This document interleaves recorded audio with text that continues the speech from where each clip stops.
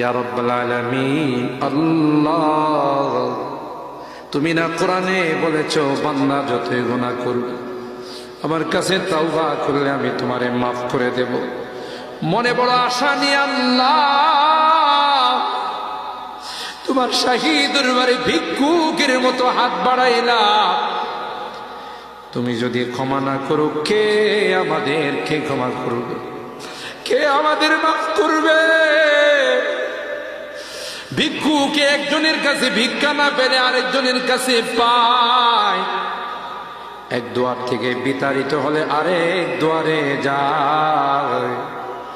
তোমার দরবার থেকে যদি মাহরুম হয়ে যায়, বিতাড়িত হয়ে যায়,